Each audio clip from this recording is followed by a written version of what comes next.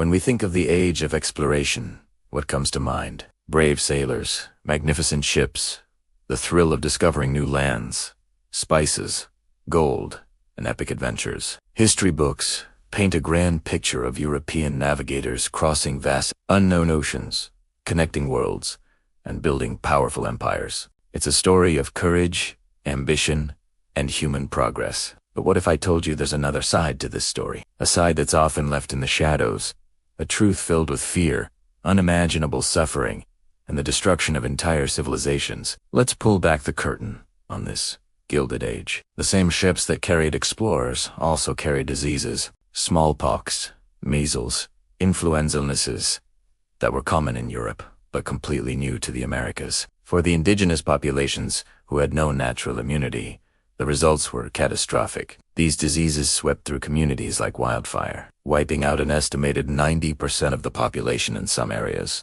Entire cultures with their unique languages, traditions, and knowledge vanished before they could even be recorded. It was a demographic collapse on a scale never seen before or since.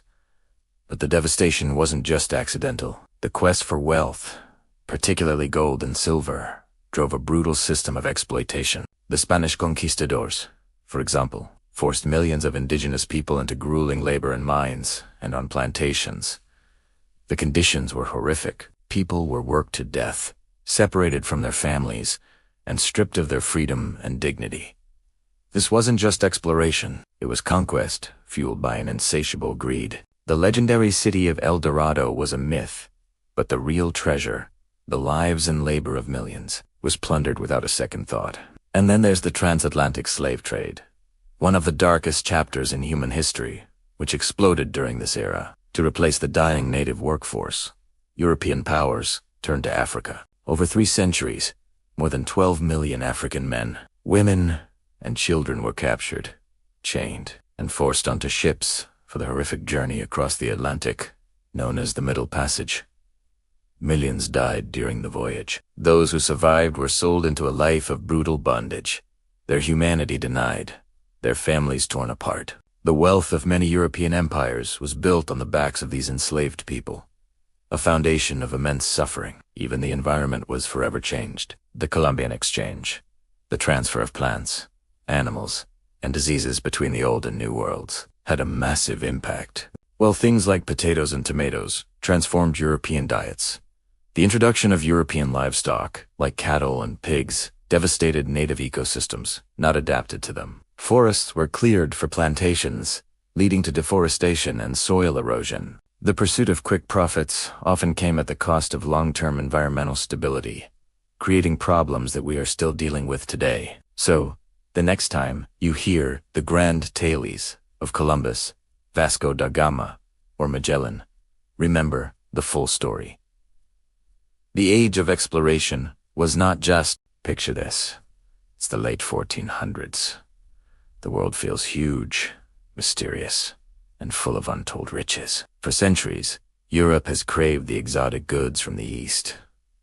We're talking about spices that could transform a bland meal into a feast, shimmering silks that felt like water on your skin, and of course, mountains of gold and precious gems. The problem, getting them was incredibly difficult and expensive. The trade routes were long, dangerous, and controlled by powerful middlemen who took a massive cut. European kingdoms knew that whoever could find a direct sea route to the source would hold the keys to unimaginable wealth and power. This is where a small nation on the edge of Europe steps onto the world stage.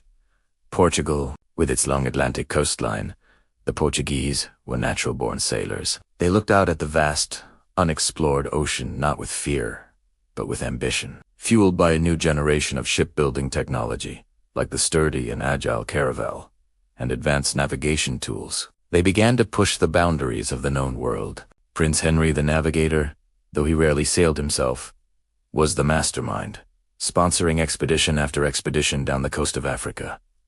These weren't just joyrides. Each journey was a calculated risk, a step further into the unknown. Captains and their crews faced brutal storms, dwindling supplies, and the constant fear of sailing off the edge of the world. But they pressed on. They mapped coastlines, established trading posts, and slowly but surely, pieced together the puzzle of the African continent. Their goal was monumental: to round the southern tip of Africa and burst into the Indian Ocean, the heart of the spice trade. In 1488, Bartolomeu Dias achieved the impossible. He rounded the treacherous southern tip of Africa, which he aptly named the Cape of Storms, later renamed the Cape of Good Hope. The path was open. A decade later, Vasco da Gama followed that path, leading a small fleet all the way to Caluca, India. Had done Italiano. He had connected Europe directly to the spice markets of the East by Sea. When he returned to Portugal, the peppercorns and spices he brought back were worth 60 times the entire cost of his voyage. The floodgates of profit were thrown wide open. This newfound route turned Portugal into a global superpower almost overnight. Lisbon became one of the richest cities in the world, a bustling hub where spices, gold, and other exotic goods flowed into Europe. The Portuguese didn't just want to trade. They wanted to control. They used their superior naval firepower, especially their ship-mounted cannons, to dominate the Indian Ocean. They seized strategic ports like Goa in India, Malacca and Hormuz in the Persian Gulf, creating a powerful trading post empire. This rapid expansion, however, wasn't a peaceful process. The Portuguese encountered and clashed with established Arab, Indian, and Venetian traders who had controlled these routes for centuries. Their arrival was disruptive and often violent. They used force to muscle their way into markets, imposing their will on local rulers and merchants. They saw themselves not just as traders, but as crusaders, spreading their faith and their influence. This aggressive approach led to constant conflict and laid the foundation for a new era of global competition, where sea power meant everything. The Portuguese voyages of the late 15th and early 16th centuries literally redrew the map of the world. They connected continents, cultures, and economies in ways never before imagined. It was a time of incredible discovery and immense wealth, but also of brutal conquest and exploitation. The small kingdom of Portugal had kicked off the Age of Discovery, a period that would reshape the destiny of nations and set the stage for the modern world we live in today. It all started with a craving for spice, and a few brave sailors staring out at the endless blue horizon. Thanks for watching. If you found this journey back in time interesting, make sure to hit that like button and subscribe for more stories about how our world was shaped. Have you ever wondered what it was really like to be a sailor during the Age of Discovery? Let's dive into the world of the Portuguese explorers, the pioneers who redrew the map of the world. What drove them to sail into the vast, unknown ocean? It wasn't just about adventure. It was a complex mix of ambition, faith, and a very specific worldview. First off, these weren't just guys hopping on a boat. Portuguese sailors were the elite navigators of their time. Imagine being on the open sea, with nothing but the stars, the sun, and the wind to guide you. They mastered this. They learned to read the patterns of the winds and ocean currents, turning what others saw as obstacles into highways across the sea. They developed skills in celestial navigation, using tools like the astrolabe and quadrant to pinpoint their location. This was cutting-edge science and a closely guarded national secret. It was this technical superiority that gave them the confidence to push further than anyone had before. Then, there were the ships. The Portuguese didn't just have boats, they had caravels. These ships were revolutionary. They were lighter, faster, and more maneuverable than the heavy galleys used in the Mediterranean. What made them truly special was their combination of square and lateen sails. This allowed them to sail effectively against the wind, a crucial advantage for long-distance exploratory voyages, where turning back wasn't always an easy option. These sturdy vessels were designed to withstand the harsh Atlantic weather, carrying enough supplies and crude to survive months at sea. Building these ships was a massive national investment, a clear sign of Portugal's commitment to exploration. But technology and skill alone don't send thousands of men across the globe. You need a powerful motivation. And for Portugal, that motivation was a potent blend of God, glory, and gold. The leaders, from Prince Henry the Navigator to the kings that followed, truly believed they had a divine mission. They saw themselves as chosen by God to expand the Portuguese Empire and, just as importantly, to spread the Christian faith. This wasn't just a political goal. It was a deeply held religious conviction. Every new land discovered was seen as an opportunity to win souls for Christ and push back the influence of rival faiths. This powerful sense of divine purpose had a dark side. It created a dangerous us versus them mentality. The sailors and soldiers were taught from a young age that their quest was righteous and holy. Consequently, anyone who wasn't Christian, anyone who stood in their way, was often seen not just as a foreigner, but as an enemy of their faith. This mindset dehumanized the people they encountered in Africa, Asia, and the Americas. They weren't viewed as people with their own cultures, societies, and beliefs, but as obstacles to be overcome or as souls to be forcibly converted. This is a critical point to understand. When you believe you are on a mission from God, and that those you meet are infidels or heathens, it becomes much easier to justify acts of extreme violence. The historical records are filled with accounts of Portuguese forces attacking coastal towns, taking captives, and imposing their will through force. For them, it wasn't just conquest, it was a holy war. This worldview provided a moral framework that sanctioned brutality. The immense profits from the spice trade and other ventures were seen as a sign of God's favor, further reinforcing their belief that their actions were justified. So, when we look back at these Portuguese voyages, we see a story of incredible courage, brilliant seamanship, and groundbreaking technology. But we must also see the powerful and often destructive ideology that fueled it. The sailors who charted the unknown were driven by a belief in their own superiority, a conviction that they were instrumental. Did you know that, long before the Atlantic or Pacific became the highways of global trade, another ocean held the title of the world's beast? For centuries, the Indian Ocean wasn't just a vast body of water. It was a bustling, vibrant, superhighway connecting civilizations. Imagine a world where the rhythm of the monsoon winds dictated the pulse of international commerce. This wasn't just trade. It was the lifeblood of empires and the cradle of globalization. Let's set sail back in time and explore the incredible story of the Indian Ocean Trade Network. So, what made this ocean so special? It all came down to the monsoon winds.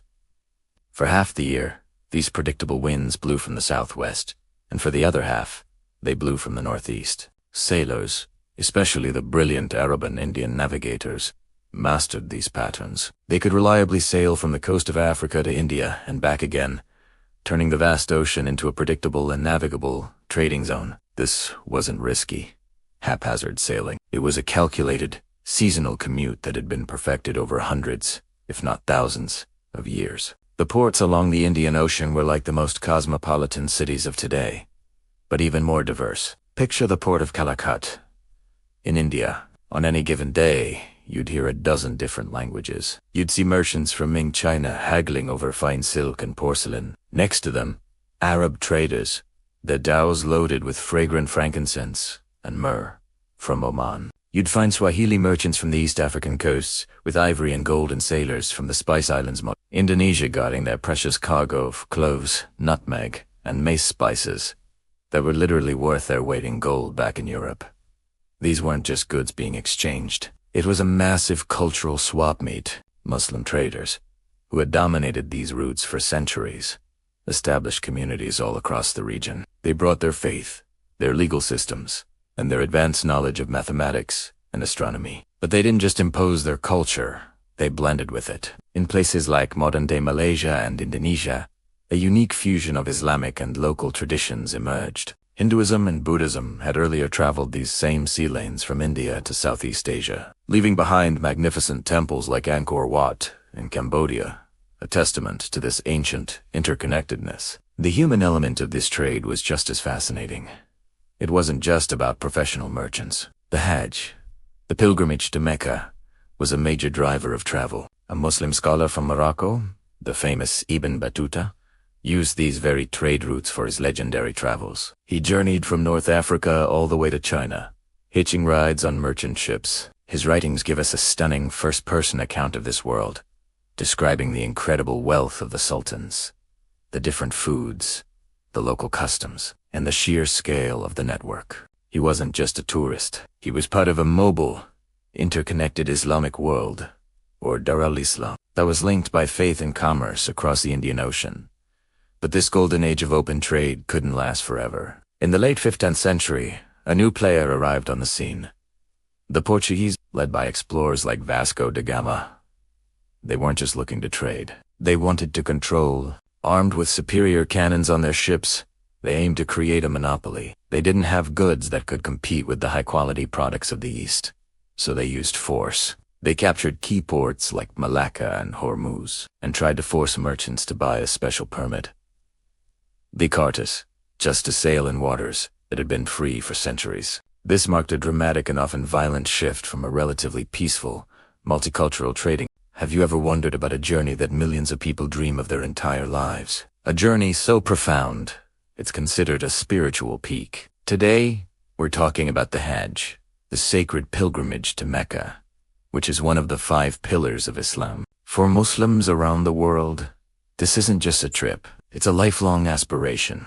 a spiritual duty that they save up for, sometimes for decades. Imagine putting aside a small amount of money from every paycheck, year after year, all for the hope of one day answering the call to visit the most sacred site in your faith. This is the reality for countless individuals. It's a testament to their devotion and a powerful example of prioritizing faith over worldly possessions. The Hajj is a journey that requires not only financial sacrifice, but also immense preparation and emotional readiness. When the time finally comes, pilgrims leave their homes, their jobs, and their daily routines behind. They part with their families, often with tears in their eyes, but with hearts full of hope and prayer. It is a moment of immense trust in God to protect their loved ones back home and to guide them on their spiritual quest. This departure marks the beginning of a profound transformation, leaving the familiar world to step into a realm of pure devotion. The Hajj journey itself is a beautiful tapestry of unity and diversity. Picture millions of people from every corner of the globe,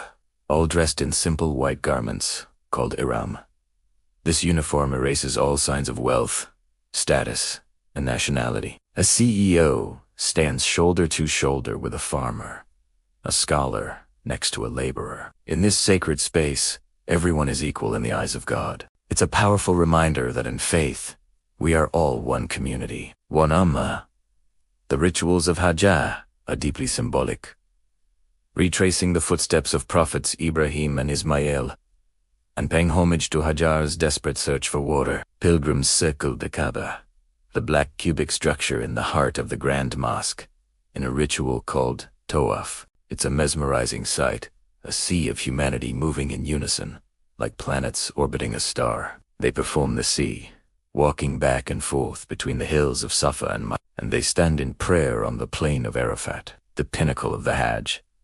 This day at Arafat is considered the most significant part of the pilgrimage. From noon until sunset, millions gather under the open sky, seeking forgiveness for their past sins and praying for a brighter future. The atmosphere is electric, with emotion a mix of repentance, gratitude, and overwhelming hope. It is said that this is a rehearsal for the Day of Judgment, a moment of profound self-reflection and connection with the divine. But the Hajj is not just about rituals. It's a lesson in patience, humility, and kindness. The journey can be physically demanding, with large crowds and intense heat. Yet, you see an incredible spirit of cooperation and compassion. Strangers share food and water, help the elderly and children, and offer words of encouragement. Men, women, young, and old all move together with a shared purpose, embodying the best of human character. Upon completing the Hajj, pilgrims returned home with the honored title of Haji or Haya.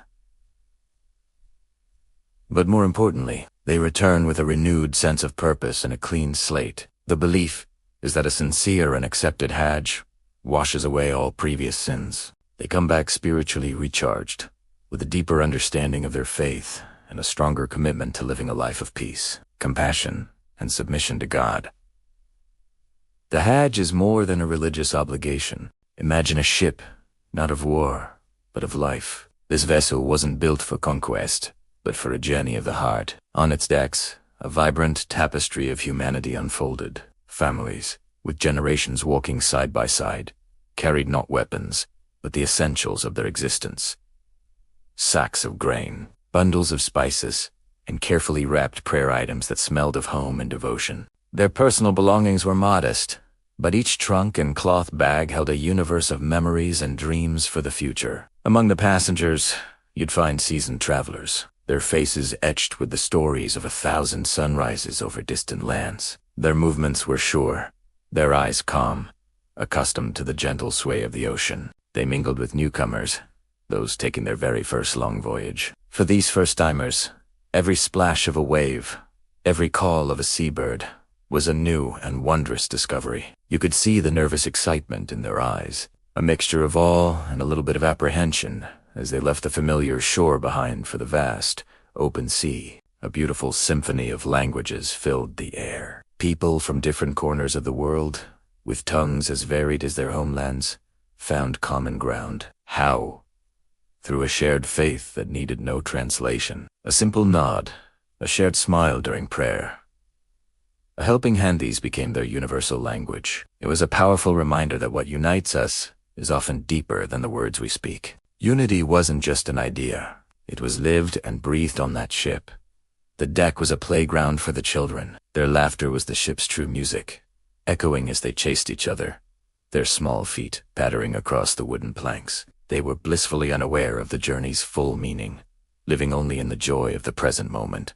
Meanwhile, the elders would gather in circles, their voices a low, comforting hum as they shared stories. These weren't just tales of the past. They were lessons, wisdom, and oral histories passed down through generations, connecting the young to their roots and giving context to the journey they were all on. A remarkable sense of community blossomed. At mealtimes, people didn't just eat, they shared. Someone would offer a piece of their bread, another a portion of their stew. During prayer times, they would stand together, a collective spirit rising towards the heavens. There was no mine or yours, it was ours.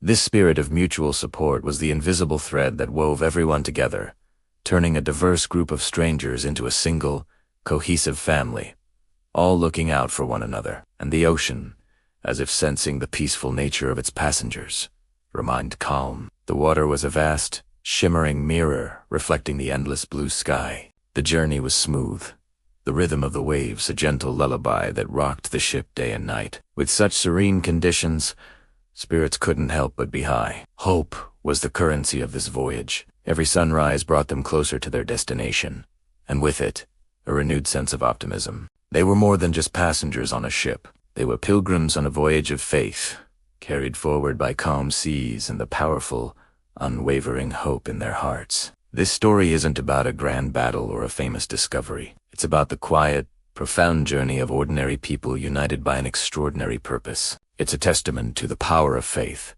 community, and the simple, everyday acts of kindness that define our shared humanity.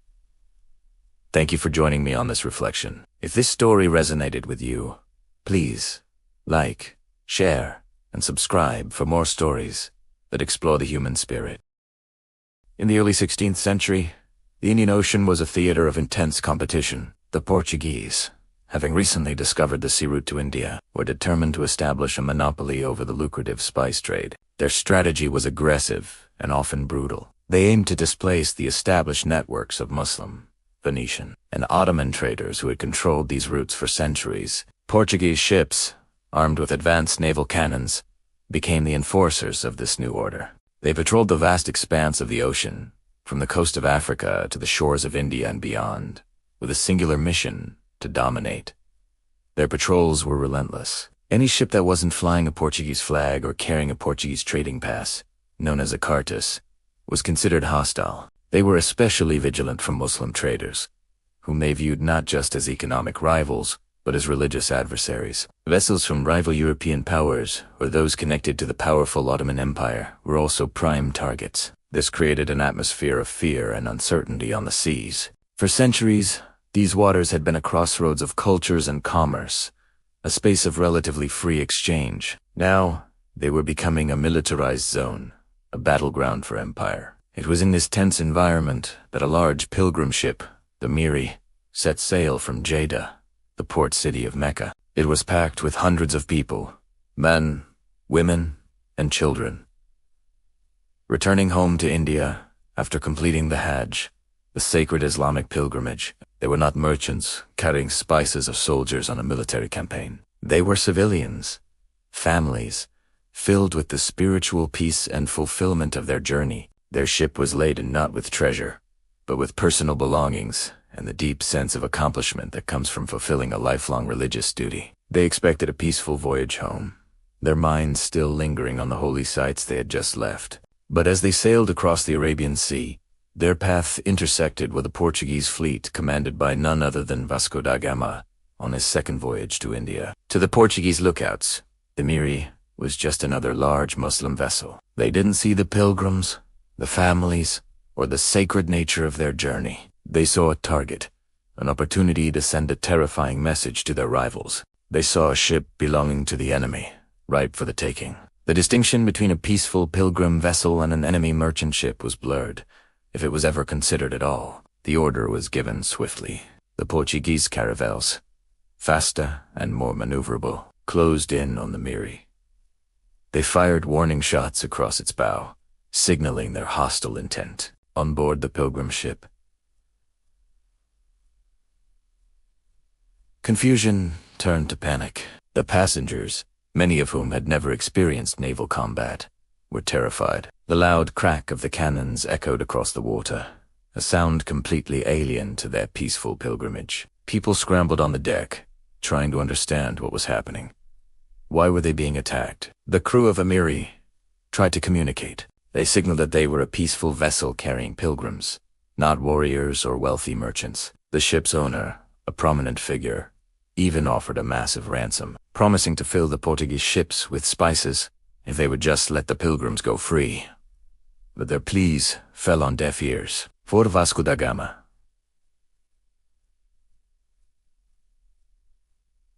this was not about ransom. It was about power.